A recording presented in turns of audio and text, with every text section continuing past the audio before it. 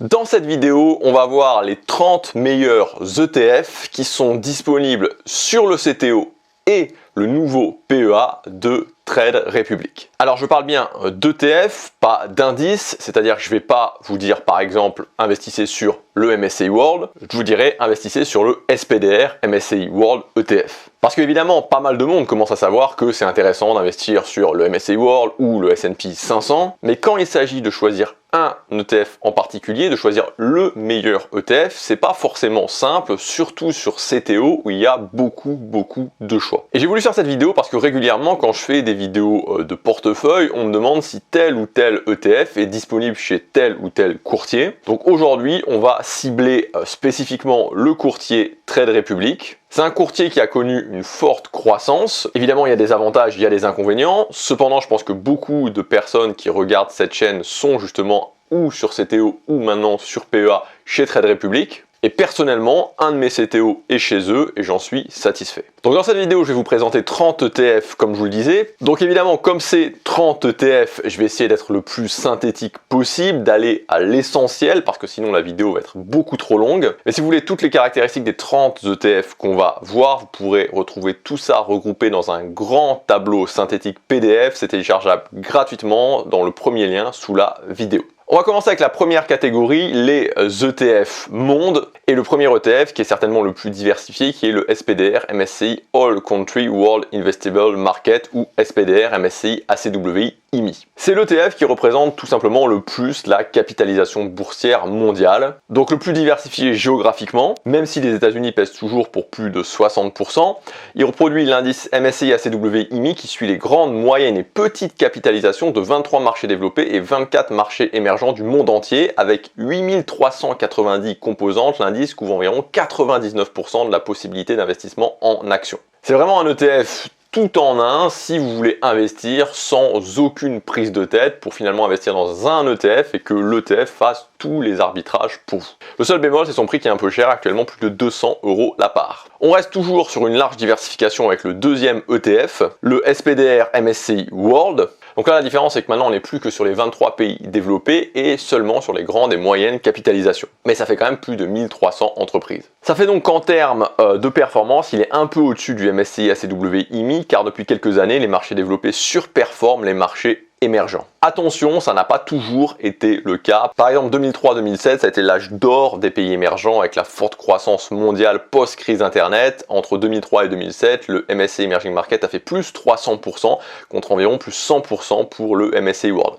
Autre exemple, 2009-2010, c'est le rebond post-crise financière avec une reprise rapide de la demande mondiale.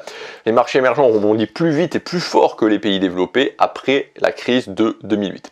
C'est vrai que depuis 2011, les marchés émergents sont un peu en retard, notamment en raison du poids écrasant des sociétés comme Apple, Microsoft, etc. Mais rien ne dit qu'ils ne peuvent pas surperformer à nouveau dans les années à venir. Alors à noter également l'encours très important du SPDR MSCI World, 10 485 millions d'euros. Alors ETF suivant, cette fois-ci on passe justement sur le PEA. Le Amundi PEA Monde, c'est un ETF très récent puisqu'il date de mars de cette année. Ce qui le rend vraiment intéressant, ce sont ses frais de gestion très bas pour un ETF éligible au PEA. D'ailleurs, ce sont les frais de gestion les plus bas pour un ETF Monde sur PEA. Maintenant, on va passer à la deuxième catégorie qui sont les ETF sur les États-Unis. J'ai choisi le Amundi S&P 500 II. Donc ici, je ne vais pas vous rappeler en détail l'intérêt d'investir sur un ETF S&P 500. On investit sur les 500 entreprises les plus performantes au monde. On va déjà bénéficier d'une belle diversification sectorielle, un rendement annualisé très stable, autour de 10% depuis une centaine d'années. Mais l'intérêt de cet ETF en particulier, ce sont ses frais de gestion vraiment très faibles, 0,05% seulement. Vous avez la même chose, cette fois-ci version PEA, avec le BNP Paribas Easy SP500. Alors entre les deux, les différences de performance ou de volatilité sont vraiment à la marge, normal, ils suivent le même indice. La vraie différence, c'est que l'un est sur PEA, donc éligible au PEA, et l'autre pas, et que le BNP Paribas est moins cher, la part est seulement à 26 €, mais les frais de gestion sont supérieurs, 0,13% maintenant. Maintenant, on va passer aux ETF sur la zone Europe. Donc j'ai choisi le Xtrackers Euro Stock 50. Alors c'est vrai qu'on peut avoir tendance à négliger les indices européens parce qu'ils sont moins performants que les indices américains et sur le long terme ce n'est pas faux de dire ça. Cependant attention, comme d'habitude, c'est pas toujours vrai et surtout, bien que l'on soit sur des actions, dans les deux cas, ils ne sont pas forcément corrélés. Parfois, les indices américains performent mieux et parfois, c'est l'inverse. D'ailleurs, sur cette dernière période de 5 ans, l'ETF Xtrackers Eurostoxx 50 a plutôt mieux performé que le Amundi S&P 500. Comme précédemment, vous avez la même version PEA, le BNP Paribas Easy Stock 50, avec là aussi des frais pas trop chers pour la version PEA, 0,15% seulement. Maintenant, on va passer aux ETF sur les pays émergents. Alors, où investir sur les pays émergents d'une façon globale sur l'emerging market ou plutôt concentré sur l'Asie avec le emerging Asia? C'est pas forcément simple de choisir parce que évidemment depuis les années 2010, l'Asie domine, elle est plus technologique et plus stable, mais les autres régions du monde ont également leur potentiel. Comme vous pouvez le voir, cela a varié en fonction des périodes. Grosso modo, il y a deux grandes périodes, de 2003 à 2007, où ce sont clairement les pays émergents qui dominent, donc l'ensemble des pays émergents. Le MSCI Emerging Market avec une performance de plus de 300% progresse plus fortement que le MSCI Emerging Asia. La deuxième période, c'est de 2010 à 2022 où l'Asie prend le dessus. Le MSCI Emerging Asia progresse plus que le MSCI Emerging Market car les marchés non asiatiques sous-performent. Le Brésil et le Mexique sont plombés par l'instabilité politique, la Russie est sanctionnée, l'Afrique du Sud stagne. En revanche, l'Asie émergente, surtout la Chine, l'Inde, la Corée du Sud et Taïwan, s'est bien développée avec une industrie technologique de pointe et une croissance interne dynamique. Ceci dit, tout n'est pas joué car l'Asie représente aujourd'hui environ 75% du MSCI Emerging Market, donc son poids pèse aussi beaucoup dans la performance de cet indice. Du coup, qu'est-ce que je vous propose en termes d'ETF? Pour commencer, un ETF sur les marchés émergents, le iShares Core MSCI Emerging Market IMI, donc sa particularité c'est qu'il inclut les petites capitalisations, ce qui dynamise légèrement cet indice et le rend un tout petit peu plus performant que le MSCI Emerging Market classique. Autre intérêt de cet ETF, c'est son encours extrêmement important, 21 521 millions d'euros. Maintenant, on va passer aux possibilités que vous avez sur le PEA. Donc pour l'Emerging Market classique, c'est le Amundi PEA Emerging Market ESG Leader. Et pour l'Emerging Asia, c'est le Amundi PEA MSCI Emerging Asia ESG Leader. Comme vous pourrez le constater en regardant toutes les caractéristiques dans le tableau bonus à télécharger dans le premier lien dans la description, il n'y a pas de différence majeure entre ces deux ETF. Même frais de gestion, pratiquement les mêmes prix et même en cours. Et ils sont tous les deux éligibles au PEA. Donc là, ça dépend vraiment de vos convictions. Est-ce qu'il faut plus pondérer l'Asie ou pas? Maintenant, ce que vous pouvez faire aussi, c'est de vous orienter vers un autre ETF, donc qui cette fois-ci reste dans la zone Asie, mais n'est pas vraiment sur les marchés émergents. C'est le BNP Paribas Easy MSCI Japan MIN-TE. Donc MIN-TE, c'est pour Minimum Tracking Error. Si on compare aux deux ETF Emerging Market précédents, le PEA et le IMI, on voit que le Japon a bien performé ces dernières années. Donc voilà, à vous de voir dans votre stratégie globale si vous voulez ou pouvez intégrer cet ETF. Maintenant, on va passer aux ETF sur les petites capitalisations. Donc le iShares MSCI World Small Cap. Donc petite capitalisation mondiale, donc une certaine diversification géographique, un ETF vraiment bon marché, moins de 7 euros, ce qui fait que vous pourrez diversifier sur les small caps à moindre frais. Côté PEA, il y a évidemment beaucoup moins de choix. Je vous propose le Amundi Russell 2000 qui évidemment est un petit peu cher, 278 euros la part actuellement, mais côté performance, il n'est pas très éloigné du iShares. En revanche, il est bien plus volatile, le iShares est en violet et le Amundi est en rouge. Maintenant, on va passer à la catégorie suivante, les ETF technologiques. Le premier ETF technologique que je vous propose, c'est le Amundi MSCI Semi-Conducteur et le deuxième, c'est le iShares S&P 500 Information Technology Sector. Alors même si évidemment c'est dans le secteur de la technologie, il y a des différences claires entre ces deux ETF. Le Amundi suit l'indice MSCI ACWI Semi-Conducteur et Semi-Conducteur Equipment Filtered Index, qui est un indice mondial thématique, ultra spécialisé sur les semi-conducteurs et les équipements de production de semi-conducteurs. Mais comme il fait partie de la famille des MSCI ACWI, il inclut les pays développés et émergents, même s'il reste très concentré sur quelques pays, les États-Unis bien sûr, mais pas que, il y a aussi Taïwan, les Pays-Bas, la Corée du Sud et le Japon. Le iShares, lui, a un sous-ensemble du S&P 500 basé uniquement sur le secteur de l'information technology et donc il ne contient que des grandes capitalisations US. Dans cet ETF, on va retrouver les grandes entreprises des technologies de l'information comme Microsoft, Apple, etc. Il est diversifié sur l'ensemble des technologies de l'information, donc bien sûr les semi-conducteurs, mais ce secteur est présent seulement pour un tiers. Le iShares est donc plus diversifié sectoriellement, mais pas géographiquement et inversement pour le Amundi. C'est donc un choix à faire entre deux types de diversification. Évidemment, c'est à adapter en fonction de votre stratégie, du reste de votre portefeuille. Sur PEA, comme d'habitude, le choix est beaucoup plus restreint. Personnellement, j'ai opté pour le Amundi PEA US Tech Screen pour ses performances meilleures que celles des autres ETF techno sur PEA. Mais malheureusement, pas aussi bonnes que celles des deux ETF précédents non PEA. Maintenant, je vais vous présenter deux autres ETF de diversification autres que la technologie. Premièrement, le Van Eck Défense, donc ici on est sur un secteur résilient, c'est-à-dire moins cyclique et moins dépendant de la croissance parce qu'il est lié à la commande publique et au contexte géopolitique. Par rapport aux deux ETF technologiques, on voit que la progression est plutôt stable et constante car elle est dépendante surtout des budgets de défense nationaux. Donc clairement, si vous voulez améliorer la performance de votre portefeuille en étant en plus complètement en dehors des aléas que peuvent subir les ETF technologiques, vous pourriez opter pour cet ETF. Par contre, les frais sont un peu élevés, 0,55%. Maintenant, vous pouvez aussi aller chercher de la performance sans forcément être dans une thématique, mais en repassant dans de la diversification géographique, de la surpondération sur un pays. Et donc, je vais vous parler de l'Inde. Depuis environ 2013, le MSCI India connaît une tendance haussière solide avec une nette accélération à partir de 2020. Alors pourquoi cette progression est appelée à continuer? En raison d'une croissance démographique énorme, plus de 1,4 milliard d'habitants, et de l'expansion d'une classe moyenne très consommatrice qui rend la croissance moins dépendante aux exportations, plus tirée par la demande intérieure. En plus, depuis l'arrivée au pouvoir de Narendra Modi en 2014, le gouvernement est perçu comme pro-business axé sur l'investissement. Et pour beaucoup d'investisseurs, l'Inde devient une alternative avec beaucoup plus de potentiel que la Chine, surtout depuis 2018-2020.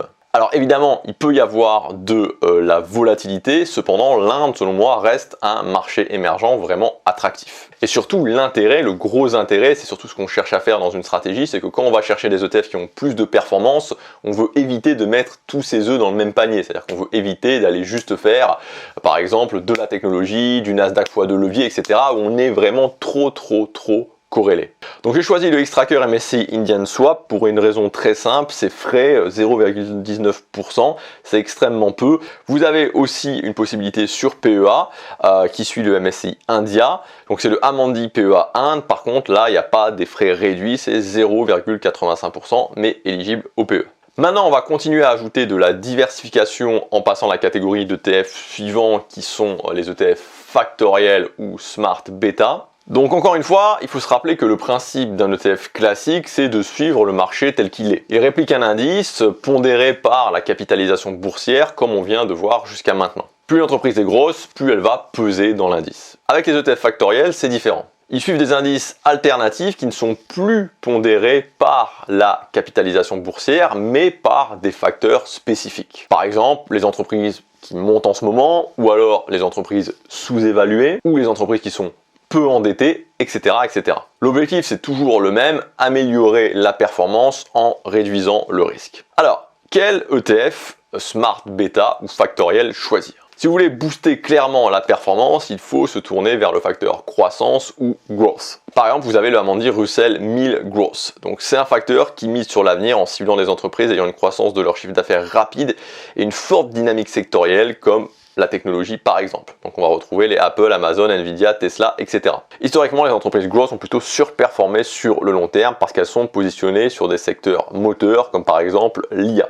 Donc un ETF growth est donc un bon moyen pour booster sa performance sur le long terme. Sur 10 ans, cet ETF a une performance de 319,74%, soit 15,42% annualisé. Mais bien sûr, à condition d'accepter plus de volatilité en échange. Sur le graphique, vous avez la volatilité de l'ETF Amundi Russell 2000 Growth comparée avec celle de l'Amundi SP500 vue en début de vidéo. Maintenant, on peut aussi faire des mix qui peuvent vraiment se révéler intéressants pour votre stratégie. Par exemple, booster votre performance sur le long terme tout en réduisant les phases de creux qui peuvent être importantes. Donc on va opter pour une logique de construction multifactorielle. Par exemple, coupler un ETF Growth avec un ETF qualité ou value. Donc pour le facteur qualité, ce sera le iShare Edge MSCI USA Qualité Factor que je vais vous proposer. Et pour le facteur value, ce sera un ETF de chez BlackRock aussi, le iShare Edge MSCI Europe Value Factor. Deux ETF vraiment pas chers, 13 et 10 € avec des encours moyens et des frais dans la moyenne aussi, 0,20 et 0,25%. Comme vous pouvez le voir, ces facteurs ne réagissent pas au même type de cycle et donc alternent naturellement dans le temps. Growth et value sont souvent inversement corrélés.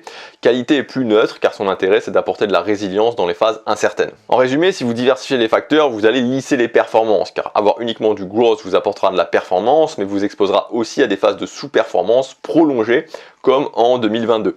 En ajoutant du value et ou du qualité, vous allez créer un portefeuille plus équilibré capable de limiter les baisses sans sacrifier tout le potentiel de hausse. Au niveau du PEA, j'ai choisi le MSCI EMU Value Factor, donc c'est un ETF qui est distribuant, mais on est sur PEA, donc c'est moins ennuyeux, et puis comme je vous disais, on est sur PEA, donc il faut pouvoir faire des arbitrages. Donc il est plus cher que l'ETF sur CTO, il a un encours plus faible avec des frais plus élevés. Donc voilà, et clairement c'est sûr que c'est moins bien, à vous de voir ce que vous privilégiez. Maintenant, dernier facteur qu'on va voir, c'est le facteur momentum. Donc le momentum, vous le savez aussi peut-être, l'idée c'est d'apporter de la performance à votre portefeuille. Donc on a déjà vu le facteur growth avant, donc growth, momentum, qu'est-ce que ça change concrètement? En fait, ce qui change, c'est que le facteur momentum n'est pas un facteur économique comme le growth ou comme le value. Le momentum, c'est un facteur comportemental. Il va s'adapter à ce qui marche à un moment donné, à suivre la tendance. Parfois, comme pendant le bull market sur la technologie, il sera très proche du growth, et dans d'autres périodes, quand le marché est confus, il peut devenir très proche du value. C'est donc un facteur opportuniste qui suit la tendance et le facteur dominant du moment. Au niveau de l'ETF, j'ai choisi le iShares Edge MSCI USA Momentum Factor. Comme les deux précédents, iShares Factorial est très bon marché, moins de 15 € pour des frais raisonnables, 0,20%. À savoir qu'il existe des ETF Momentum éligibles au PEA, mais qui sont, selon moi, à éviter. Maintenant, on va passer aux ETF sur les matières premières, ou ETC, je devrais dire. Quand on parle de matières premières, évidemment, on va penser à l'or, surtout à l'heure actuelle. Si vous voulez acheter un tout petit lingotin d'à peine 100 grammes, il faudra quand même débourser près de 10 000 €. Donc l'intérêt d'avoir l'or dans ce portefeuille, c'est bien sûr la performance, 11,56% sur les 20 dernières années, mais c'est surtout que c'est un actif inversement corrélé aux actions. C'est pour ça que c'est idéal pour protéger son capital en période de crise et réduire la volatilité globale du portefeuille. On peut le voir comme une sorte d'assurance anti-panique. Si vous voulez investir sur l'or, vous pouvez choisir le iShares Physical Gold, c'est un des moins chers, 57,45 € et ses frais sont très faibles, 0,12%. Mais il n'y a pas que l'or sur lequel il est possible d'investir. Vous pouvez également investir sur l'argent avec le iShares Physical Silver. Alors, pas pour les mêmes raisons, car même si sa performance sur 20 ans est de 413%, soit 8,52% annualisé, l'argent est un métal précieux beaucoup plus volatile que l'or. Là, vous avez la performance de cet ETF sur 10 ans, on voit une progression à partir de 2020, car l'argent est un métal précieux, oui, mais avant tout une matière première stratégique pour l'industrie, très liée à la transition énergétique. On utilise l'argent pour les panneaux solaires, les batteries des véhicules électriques, la 5G, les capteurs intelligents, etc. Donc si la demande mondiale en énergie propre augmente, mécaniquement la demande en argent physique augmentera aussi. C'est ce qui fait qu'on ne va pas investir sur l'argent parce que c'est une valeur refuge comme l'or, mais plutôt parce que c'est un métal stratégique dont le prix pourrait fortement augmenter si la transition énergétique venait à s'accélérer réellement. Ça pourrait être un bon complément dans un portefeuille diversifié. Et enfin, on va terminer rapidement avec 4 ETF obligataires. Donc vous le savez, moi les ETF obligataires, selon moi, c'est un indispensable, un basique quand on commence à investir, c'est un véritable couteau suisse dans son portefeuille. Donc je vais aller vraiment aussi ici à l'essentiel. Encore une fois, vous retrouverez toutes les caractéristiques dans le grand tableau, premier lien dans la description. Je vais vraiment vous expliquer pour chacun de ces 4 ETF obligataires, c'est quoi l'intérêt. Donc on commence par 2 ETF court terme. Le premier, c'est le iShares USD Treasury Bond 0,1 an, donc composé d'obligations du trésor américain très court terme, et le Amundi Euro Corporate Bond 0,3 ans ESG, composé également d'obligations court terme, mais cette fois-ci d'entreprises européennes.